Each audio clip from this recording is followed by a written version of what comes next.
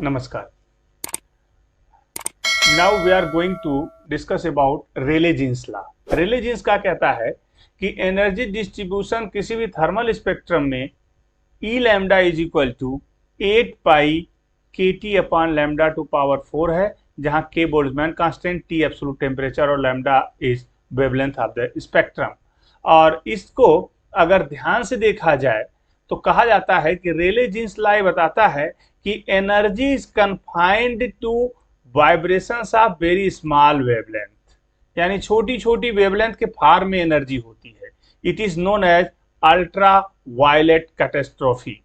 जो छोटे छोटे वेवलेंथ के फार्म में एनर्जी होती है उसको कहते हैं अल्ट्रा वायलेट कैटेस्ट्रॉफी। और इस फिगर में आप देख सकते हैं ये छोटी छोटी एनर्जी के फार्म में कहते हैं कि डिफरेंट वेवलेंथ के फार्म में इस टाइप से एनर्जी डिस्ट्रीब्यूट होती है, ऐसा कहना है रेले जीन्स का। लेकिन इसी को आगे बढ़ाते हुए अगर ध्यान से देखा जाए तो एक्सपेरिमेंटल ऑब्जर्वेशन जो ल्यूमर एंड प्रिंगस्टीन का था, जिन्होंने 3500 केल्विन से लेके 5500 तक किया था, एक एक्सपेरिमेंट जिसे वीन लॉ ने स्टडी करी थी, वो बताता है कि रेले जीन्स लॉ होल्ड, वो कहता है कि ये वीन्स का लॉ यह शॉर्टर वेवलेंथ के लिए सही है, जबकि रेले जीन्स का लॉ एक लॉन्गर वेवलेंथ के लिए सही है। यानी एक कहता है कि लॉन्गर वेवलेंथ के लिए सही होना चाहिए, दूसरा कहता है शॉर्टर वेवलेंथ के लिए सही होना चाहिए। अगर देखा जाए तो वीन्स और रेले एक दूसरे से सेटिस्फाइड नहीं थे और इन दोनों के एक्सपेरिमेंट में ही कंट्राडिक्शन था। इसी कंट्राडिक्शन को ध्यान में रखते हुए प्लैंक्स ने एक रेडिएशन लॉ निकाला जिसे कहा जाता है planks law of black body radiation. ये बहुत ही इंपॉर्टेंट रिलेशन इन्होंने निकाला और इसके अनुसार उन्होंने कहा कि एनर्जी जो रेडिएट होती है वो छोटे छोटे पार्ट्स में होती है, जिसको कार्पास्किल्स कहते हैं, या जिसे आगे चल के फोटान का भी नाम दिया गया।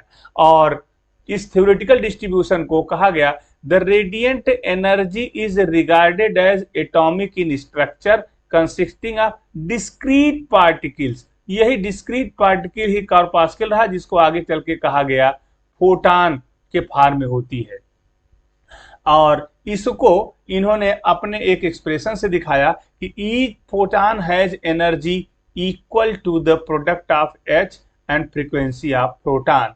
सो E is equal to h nu, जिसे आप बहुत अच्छी तरह जानते हैं।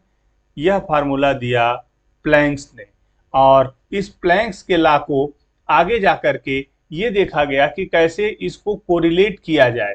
तो पहले इसके ऑब्जर्वेशंस को देखा गया तो according to Planck's photons behaves in many ways like particle of spin, तो photon obey Bose-Einstein statistics और photon do not interact with each other and process that produces thermal equilibrium between the radiation in a cavity and the enclosure consists of continual emission and absorption of photon by the atoms of surrounding of walls maintain the absolute temperature T. This implies that the number of photons in a cavity is not constant.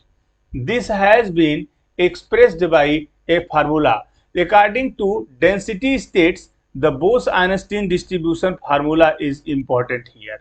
और ये बताता है कि अगर कोई photon जिसकी D N V number of photons हैं और उनकी फ्रीक्वेंसी अगर न्यू से न्यू प्लस डी न्यू तक वेरी कर रही हो तो द नंबर ऑफ फोटान्स कहा जाता है इतने फोटान्स रेडिएट होंगे, that will 1 upon e to power e exponential e upon k t minus 1 8 pi v upon c cube d nu, जहां पर वी टोटल वॉल्यूम है, न्यू फ्रीक्वेंसी है, सी वेलोसिटी ऑफ लाइट है, k absolute k Boltzmann constant है, t absolute temperature है, e radiant energy है।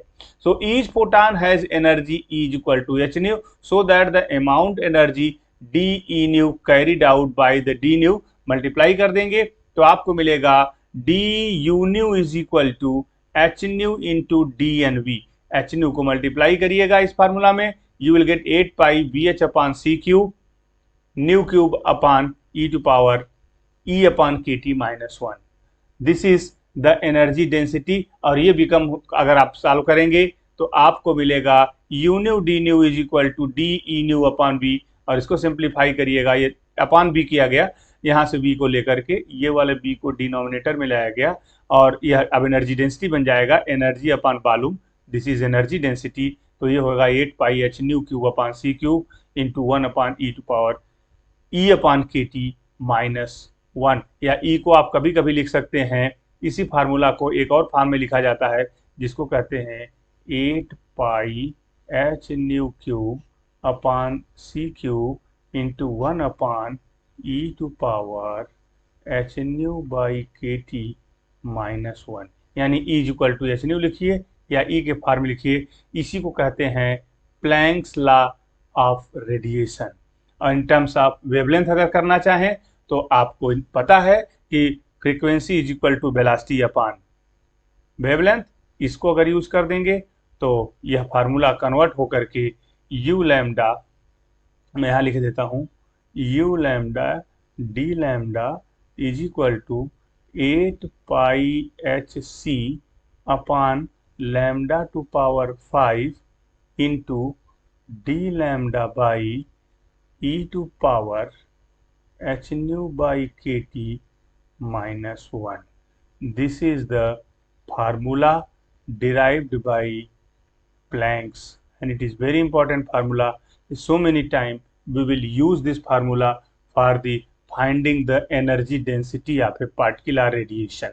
So this is the Planck's law, और इसको इसी फार्मूला को यूज करके अगर हम दो और फार्मूला के बारे में स्टडी करें तो हम देखते हैं कि विन्स का लॉ और रेले जीन्स का लॉ भी इसके टर्म में लिखा जा सकता है। तो ये विन्स लॉ होता है e lambda d lambda equal to 8 pi h c upon lambda 5 e to power h c by lambda upon k t, this one d lambda, और रेले जीन्स के फार्मूला में ई lambda d lambda is equal to this one.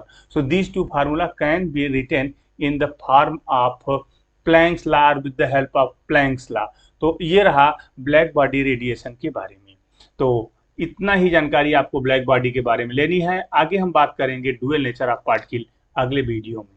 बहुत बहुत धन्यवाद। आपको video अगर अच्छा लग रहा है तो आप इसे सब्सक्राइब करें, लाइक करें, और अगर आपको कुछ इसमें मॉडिफिकेशन चाहिए तो अपने कमेंट आप जरूर लिखें, जिससे मैं आपको डिस्क्रिप्शन बॉक्स में उसके सोल्यूशन दे सकूं।